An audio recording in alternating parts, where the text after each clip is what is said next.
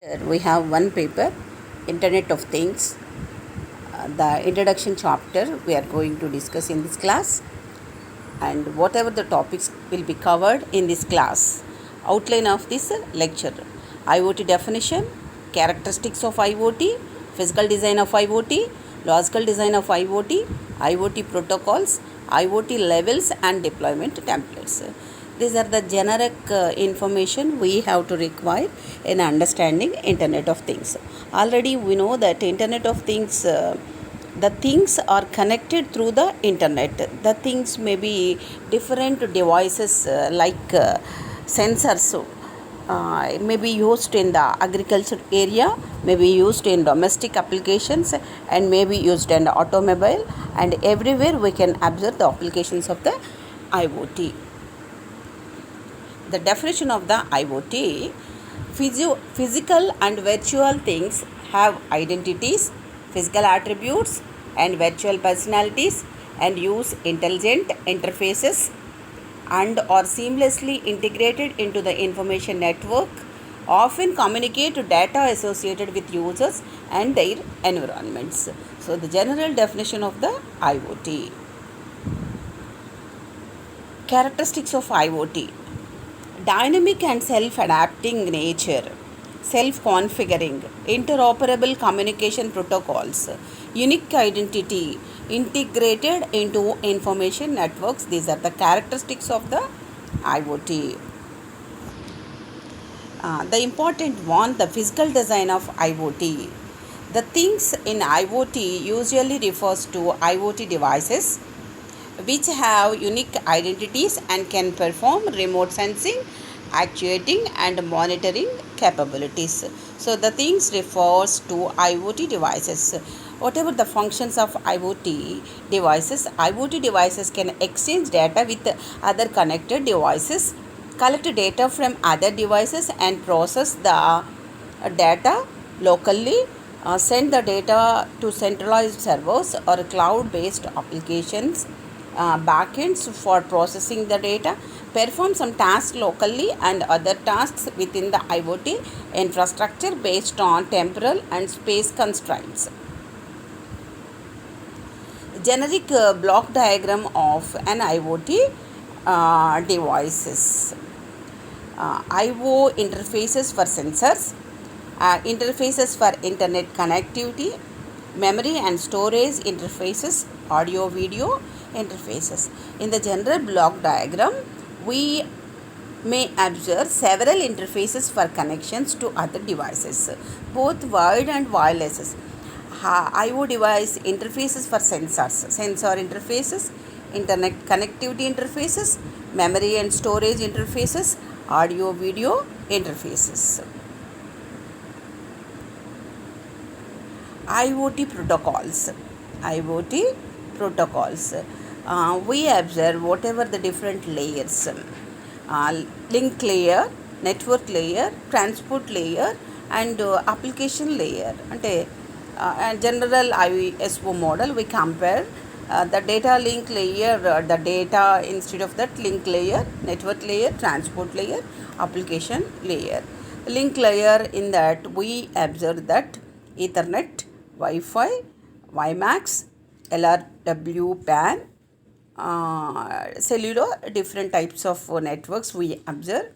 And network layer, we can see that IPv4, IPv6, and 6LoWPAN. And transport layer, we observed that two types of protocols, TCP, UDP, we observed in the network subject. And application layer, we observe that HTTP and XMPP, DDS, AMQP, MQTT, WebSockets. So IoT protocols, different types we can observe in this presentation. Logical design of IoT. So device, communication, services, application, management, and security. So the bottom we observe that the device, and through communication the services are provided as applications, and management and security also we see.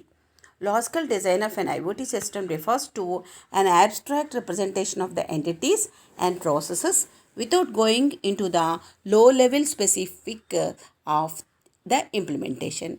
An IoT system comprises of a number of functional blocks that provide the system the capabilities for identification, sensing, actuation, configuration, and management. That is the logical design.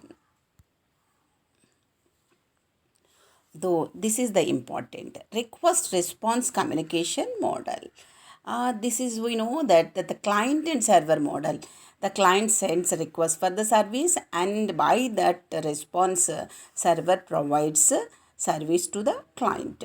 Request response is a communication model in which the client sends request to the server and the server responds to the request. Already we are very familiar with this model. When the server receives a request, it decides how to respond, fetches the data, retrieves resource representations, prepares the responses, and then sends the response to the client. The second model, publish subscribe communication model. Publisher and subscribe. Here the publisher and the broker and consumer 1, 2, 3, and here message publisher to topic 1, message publisher to topic 2. In this model, public subscribe is a communication model that involves publishers, brokers, and consumers.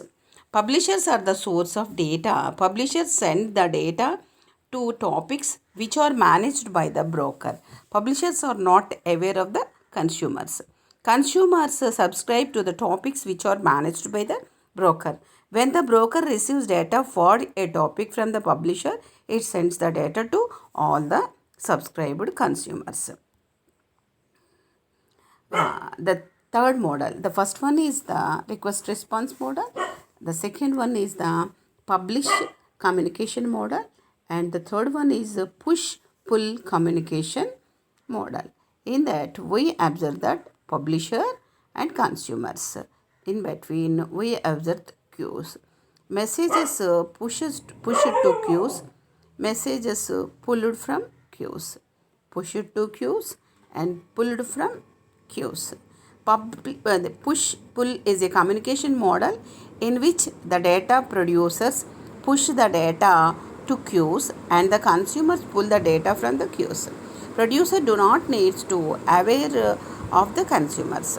Queues help in decoupling the messaging between the producers and consumers. Queues also act as a buffer which helps in situations when there is a mismatch between the rate at which the producer push data and the rate at which the consumer pull data. So queues also act as a buffer which helps in situation there is a mismatch between the rate of pushing data and the pulling data.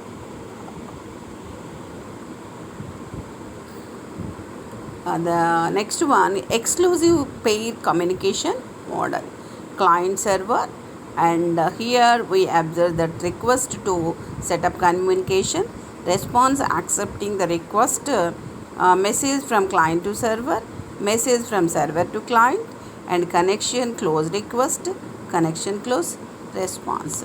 Exclusive pair is a bidirectional fully duplex communication model that uses a persistent connection between the client and server. Once the connection is set up, it remains open until the client sends a request to close the connection. Client and server can send messages to each other after connection setup. The next one is the REST-based communication APS. REST stands for Representational State Transfer.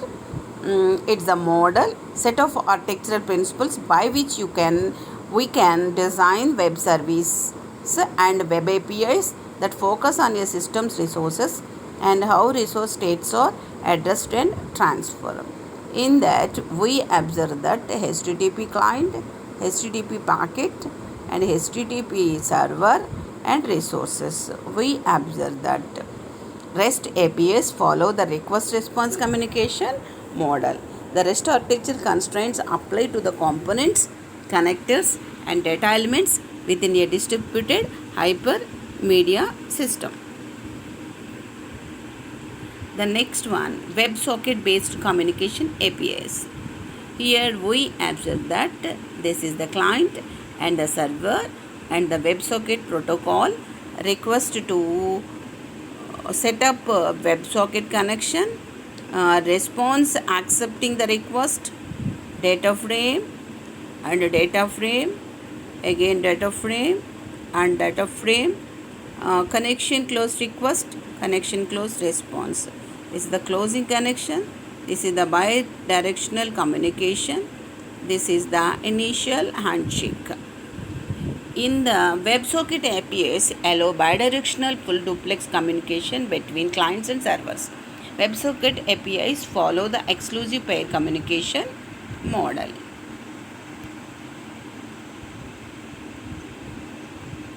The continuation of the exclusive pair is a bidirectional full duplex communication model that uses a persistent connection between client and server.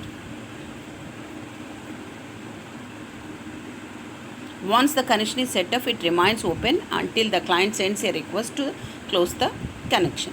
Client and server can send messages to each other after connection setup.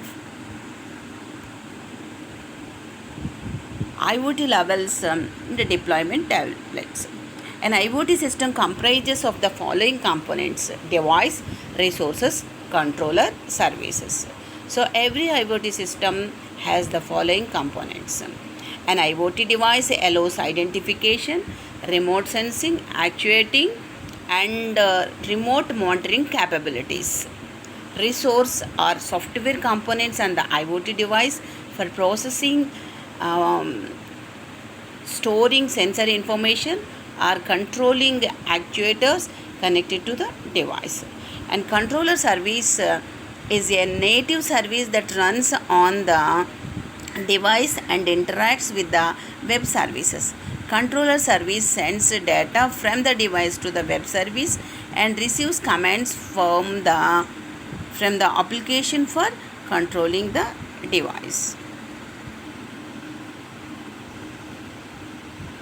Continuation of the components: database, web service, analysis component, application. Database can be either local or in the cloud and stores the data generated by the IoT device. Web services. Web services serve as a link between the IoT device, application, database, and analysis components. Web service can be either implemented using HTTP and REST principles or using WebSocket protocol. Analysis component. The analysis component is responsible for analyzing the IoT data and generate results in a form which are easy for the user to understand. Application. IoT applications provide an interface that the users can use to control and monitor various aspects of the IoT system. IoT level 1. IoT level 1. A level 1 IoT system has a single node device that performs sensing and or actuation, stores data, performs analysis, and hosts the application. Level 1 IoT systems are suitable for modeling low cost and low complexity situations where the data involved is not big and the analysis requirements are not computationally intensive. That is the level 1. It is the very simplest one. Here the cloud and the local, and in that we observe that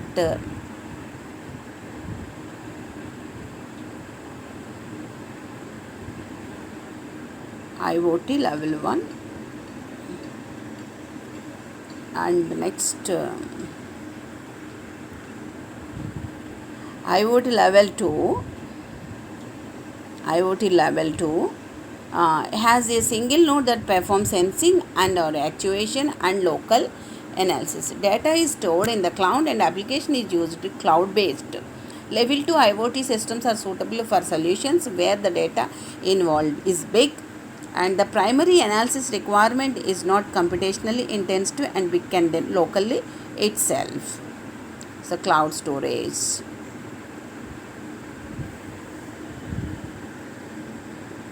IoT level 3. IoT level 3. In this, system has a single node, data is stored and analyzed in the cloud and application is cloud based. Level 3 IoT systems are suitable for solutions where data involved is big and the analysis requirements are computationally intensive. And IoT level 4. IoT level 4, we observe that multiple nodes that perform local analysis, data is stored in the cloud and application is cloud based.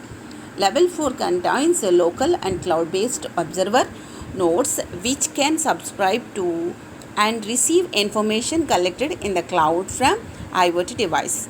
Level 4 IoT systems are suitable for solutions where multiple nodes are required. The data involved is big and the analysis requirements are computationally intensive. IoT level 5. IoT system has multiple nodes and one coordinator node, the end nodes that perform sensing and or actuation. Coordinator node collects data from the end nodes and sends to the cloud. Data is stored and analyzed in the cloud and application is cloud based. Level 5 IoT systems are suitable for solution based on wireless sensor networks in which the data involved is big and the analysis requirements are computationally intensive.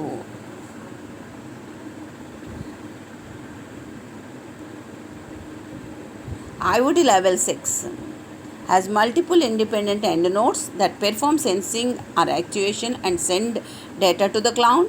Data is stored in the cloud and application is cloud based. The analytics components analyzes the data and stores the results in the cloud database.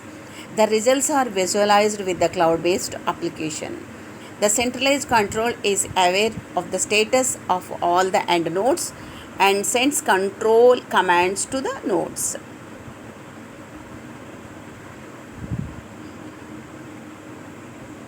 So IoT level 6, here the cloud and the local and the communication among the two, local and cloud, we observe in the diagram. So by this we cover the outline information about the basic things required to understand IoT. Thank you and we will meet in the next class. Thank you.